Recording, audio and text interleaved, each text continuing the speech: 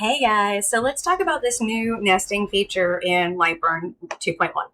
Very cool, very excited about it. It does have a few limitations, but nothing that I can't handle or that you can't handle. But I wanted to kind of show you the basic functions of it first. Let's say I have just a bunch of these little bag tags, that you could use to seal up like bread bags and stuff, kicking around. I've got a bunch of this scrap material I want to use, and I want to figure out how I can fit these onto my scrap material.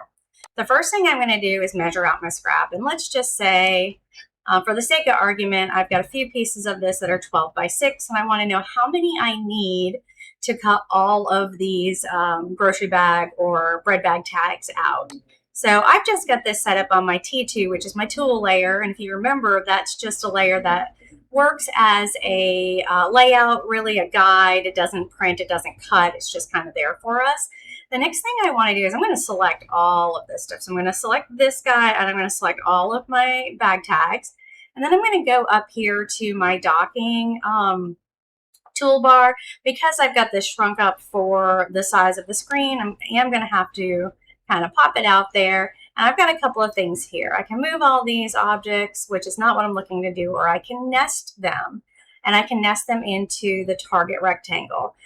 So if I leave all of these set to my default, there's zero padding, there's no buffering. I'm locking my inner object so that when it moves, it doesn't move like, these mouths or these smiles. It's just locking everything up. So nothing that I don't want to move will move.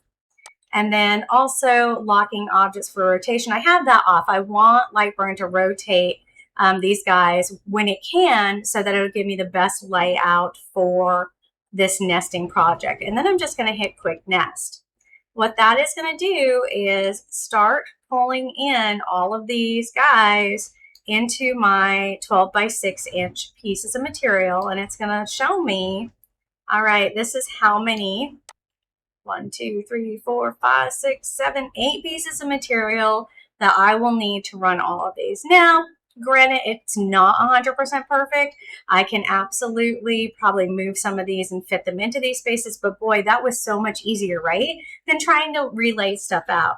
Now you can, I believe you can, let's double check, hit it again. Nope, there's no unnested objects, but if I ungroup these and try it again, sometimes you'll get different results.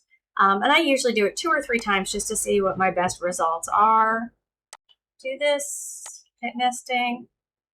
Looks like it's going to give me the same one. Now, if I wanted to add a little more space in between these, say I need like a half inch, or say I need like a 1/4 of an inch space so things don't burn. Sometimes that does happen with our lasers, right? We cut lines too close together and they burn up a little bit.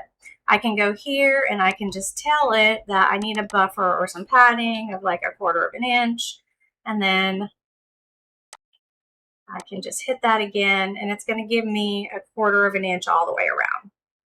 So that is the new nesting in Lightburn 2.1, and I hope this helps someone today.